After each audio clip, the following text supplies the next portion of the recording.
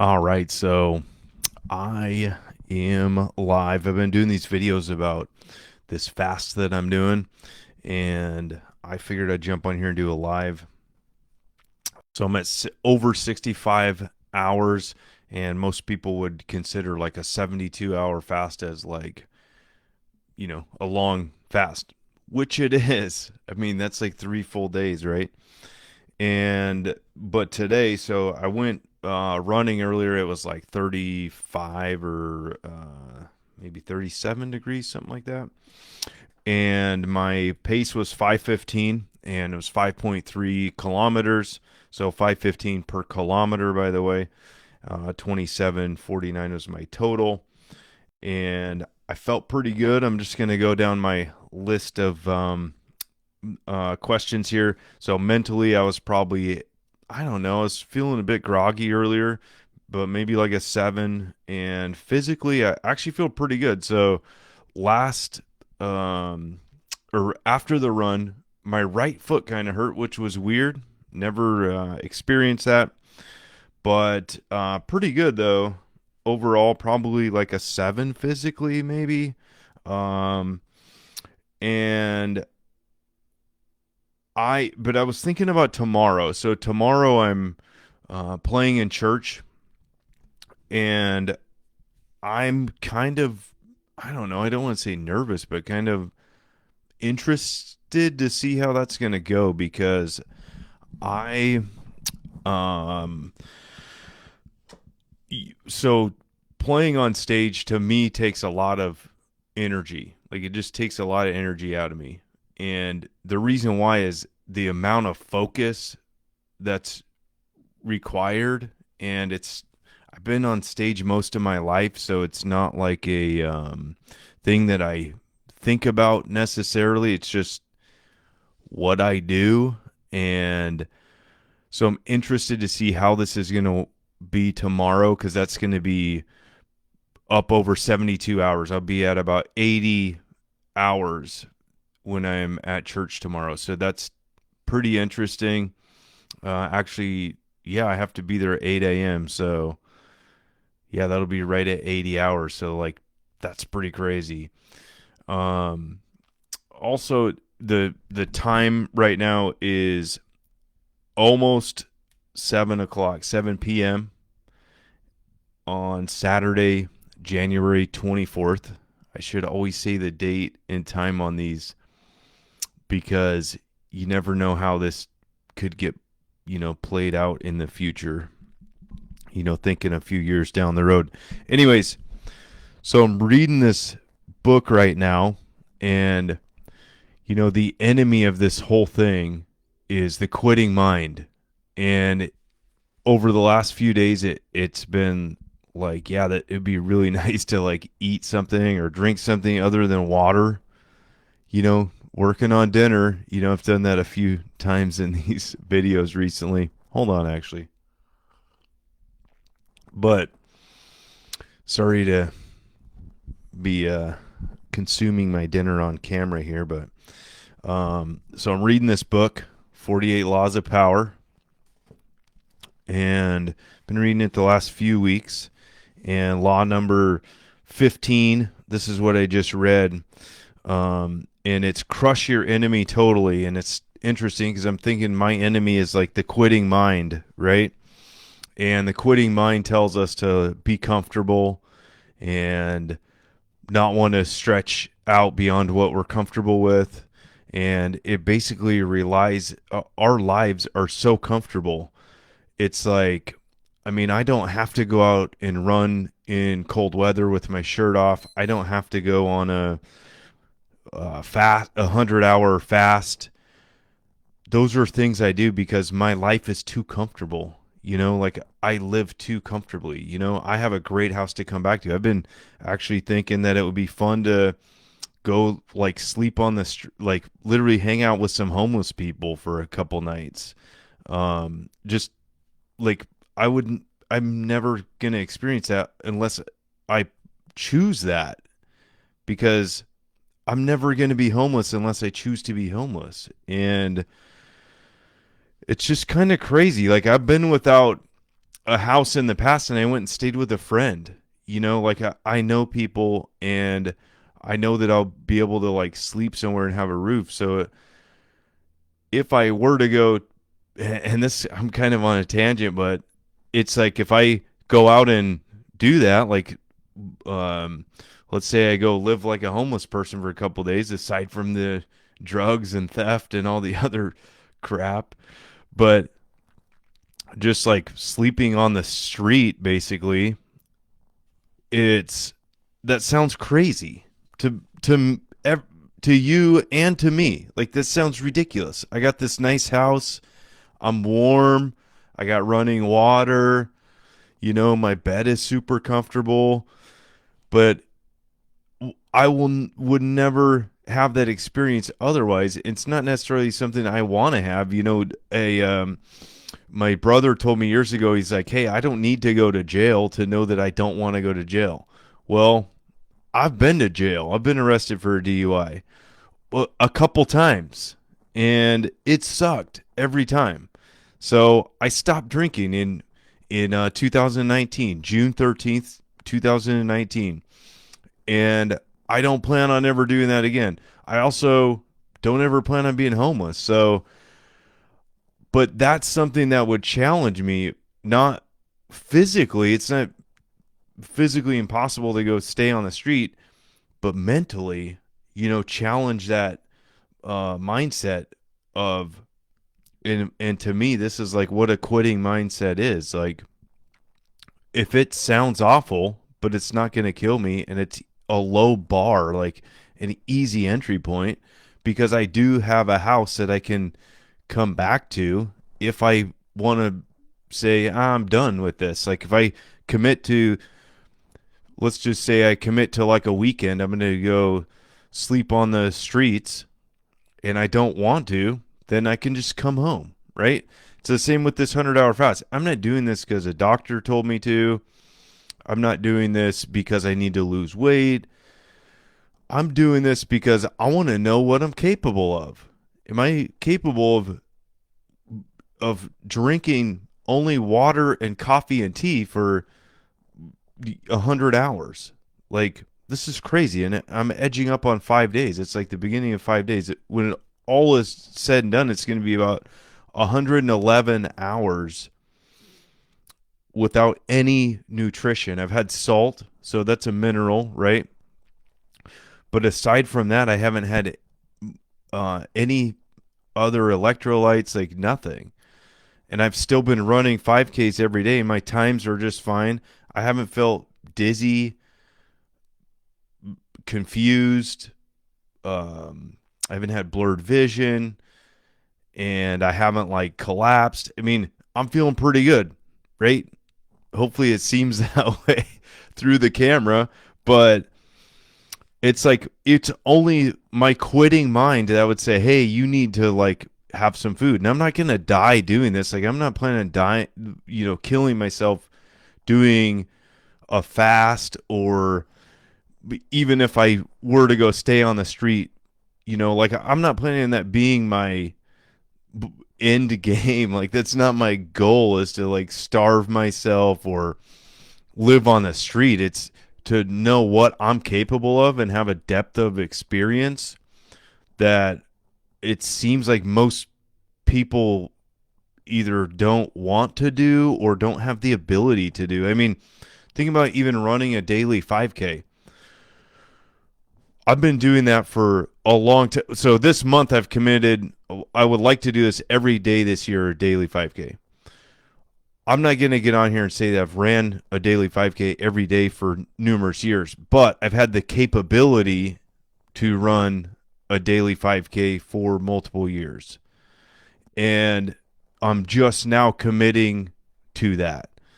I tried to do it last year, and this might be a recap for some, but for 3 of you that have paid attention in the past. But it's like I've tried that in the past. Last year I tried to do that, and I made it to February, and I got really sick, and so I had to be done with my daily 5K. Well, I restarted that again. That's my New Year's resolution, and I'm still doing it. What's up, JR? It's my buddy right there. That's my boy. And So I'm redoing that now. But it's like the quitting mindset would say, hey, it's too cold out, or you're not feeling, I'm feeling kind of under the weather today, right? Or you're fasting and this is the third day of your fast. And I'm just not willing to let those things tell me to quit. Now, again, if it's like a health thing or something like that, yeah, I should quit. So today, now I'm already thinking about how I'm going to get out of this fast because there is an end to it. Although I have had this like weird fantasy of trying like 100-day fast, like with literally just water. But I don't think I have enough body weight to support that. I think I would literally end up dead. But this is how, I'm kind of crazy that way. I was thinking that a year. Could you imagine a year with no food? It just sounds so bonkers, but just like gets me excited to even think about just how crazy of a story. Just how crazy of a story to be like, oh yeah, I fasted for an entire year. I don't know. Maybe I'm just getting loopy because I've been fasting for a while here, but anyways, so I'm reading this book. This is what I was trying to talk about. Actually, hold on. I got to talk about something else. I made a bone broth today because that's how I'm going to get out of this fast. I know I'm kind of all over the place here, but I used beef bones. So I forgot what they called them, something specific at the butcher, but it's basically beef bones, pigs. I bought a pig's foot. That's like it. I guess a little bit up the leg too, like a little bit of the pig leg plus the foot, and they like cut it in half. And then I got some chicken feet as well. I actually took a picture of it. I probably could have done a better job about taking a. I think I do have a few pictures of like when I actually put it together. Or maybe Nikki took those pictures, but so I'm making that for 48 hours and I'm super excited. So it's just those animal parts, carrots, celery, an onion, 2 bulbs of garlic, and I just kind of like crushed them a little bit through the skin in there and everything. And then I put a tablespoon of salt, and that's it. Like no other herbs or spices. I'm going to try just the most basic bone broth that I can think of. And I did a little research online, so I'll let you know how that turns out. And again, I'm doing that 48 hours in my crock pot. So tomorrow is going to be a real challenge because it's going to be the 4th day of my fast, and I'm going to smell this amazing broth that's cooking in my kitchen. But I'll make it. Back to the quitting mind, so if my enemy is my quitting mind and it says, crush your enemy totally. This is in the 48 Laws of Power. This is law number 15, I believe, law 15. And I wanted to read a few lines out of this. So the author, Robert Greene, he wrote, ultimately the only peace and security you can hope for from your enemies is their disappearance. And then further down, he says, the wisdom behind crushing the enemy is as ancient as the Bible. Its first practitioner may have been Moses, who learned it from God himself when he parted the Red Sea for the Jews and then let the water flow back over the pursuing Egyptians, so that not so much as one of them remained. Goes on to say, when Moses returned from Mount Sinai with the 10 Commandments and found his people worshiping the golden calf, he had every last offender slaughtered. So those 2 stories are in Exodus. It's Exodus 14 and Exodus 32 is the golden calf. And I like that stepping up. I think I referenced that in my video this morning, actually. And it brought me to thinking about an absolute savage in the Bible. An absolute savage that you guys should read about is King Jehu. And this is in 2 Kings 9 and 10. It might talk about him elsewhere. These are the two chapters that I know of right now, though. And he is a complete savage. So when you read about, or I hear about crushing your enemy totally, I think about this guy, this character in the Bible.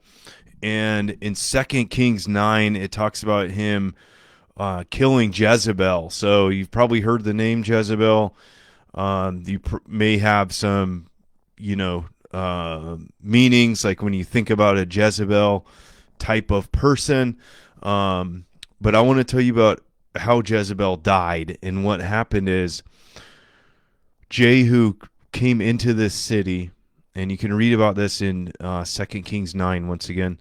He came into this city, and Jezebel was in basically a tower in the city, and she yelled down at the king, and it wasn't like really anything much. Again, you can read this in 2 Kings 9, but he noticed this, and he knew the background of Jezebel, and he saw some eunuchs in the tower, and he ordered them to throw her out of the tower. Complete savage, man. At the bottom were dogs. He throws her out. The dogs ate her completely. And so she not only died from the fall, they ate her entire body. It goes where is it? Oh man, I'm trying to read it right now. Went on to say when they went back, he said, "Hey, I want to bury her body. Like, let's grab her so we can bury her." When they went to bury her, they could only find the skull of this woman, her skull and bones. Like, she was completely gone. And that's crazy to me. Like complete savage about killing your enemies or destroying your enemies totally. And again, I want to go back to this. My enemy here is the quitting mindset. So I'm relating this all to the quitting mindset. I'm saying that mainly for anybody that may have just jumped in and think that I'm talking about actually, offing people, because that's not what this is about. I'm talking about a story of somebody that completely destroyed their enemies. And again, my enemy here is the quitting mindset. And there is cases of this as far back in the Bible, when we're talking about Moses and King Jehu.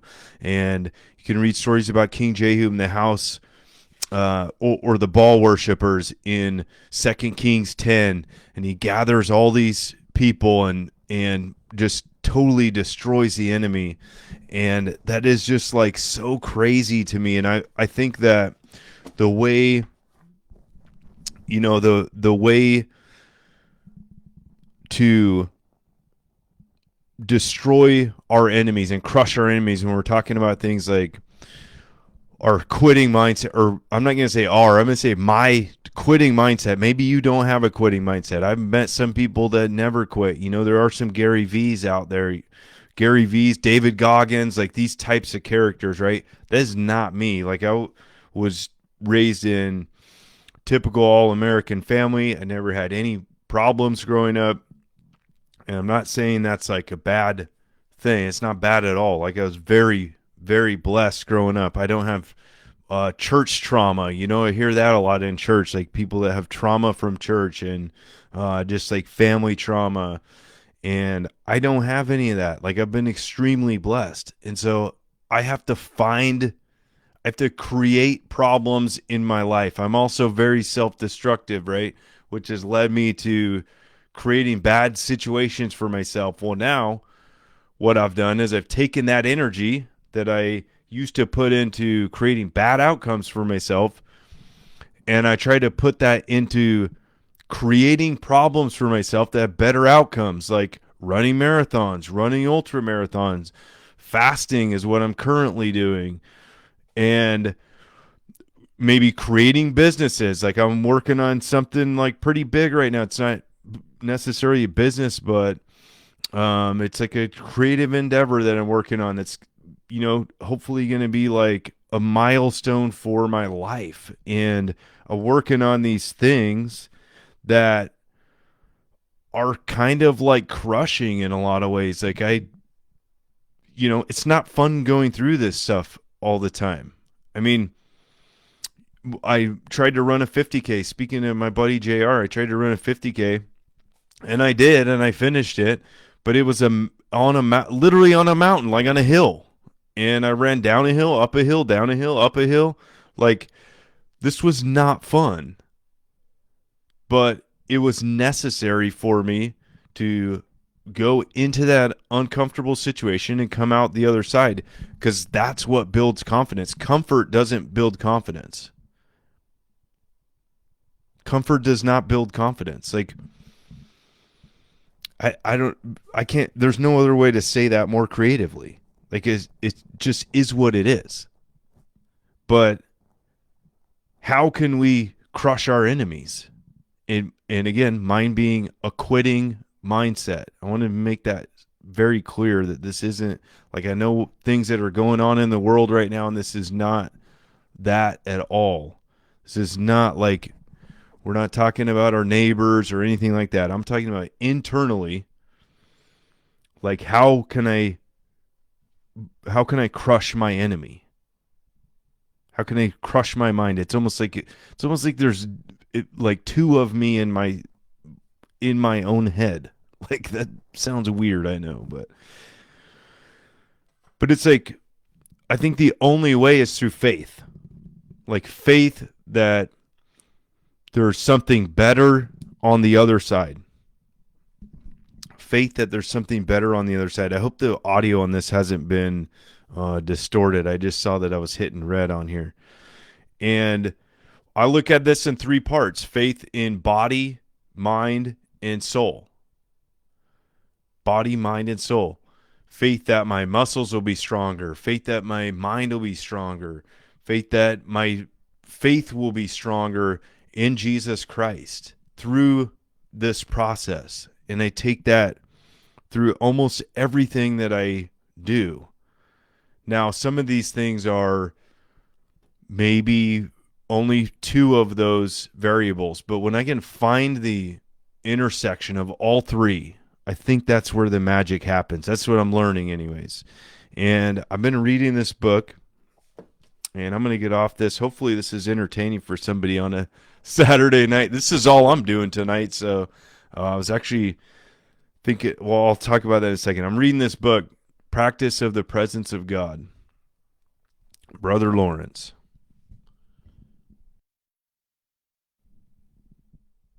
And just turn my mic down one click. Seems to be helping a little bit, actually.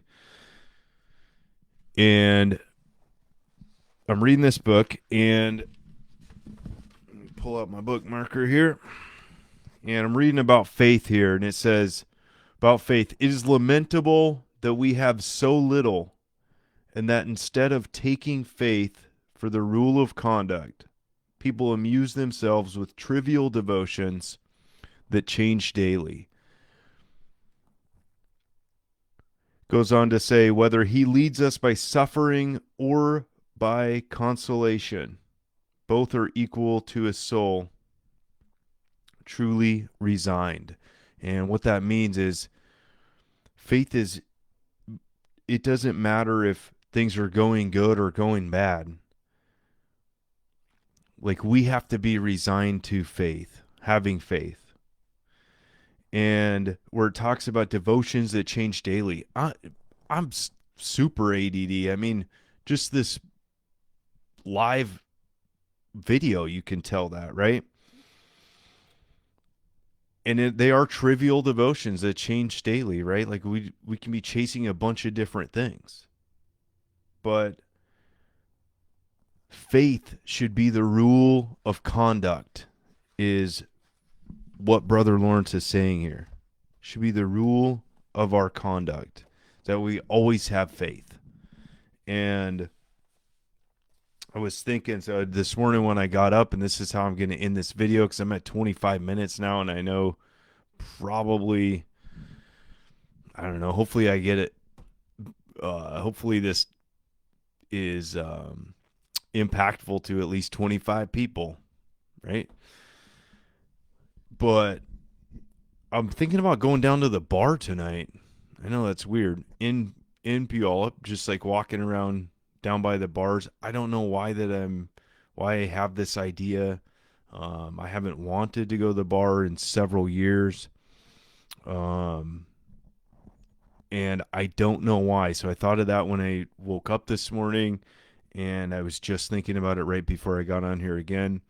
And it just sounds so odd to want to go down there, but I am thinking about doing it. And how or why this would happen is under the influence of faith, having faith that I'm doing the right thing, that there's a reason why I'm going down there, and being open to the possibility that maybe there's something more for me just by going down to the bar, and just like being open to the possibility, like having faith that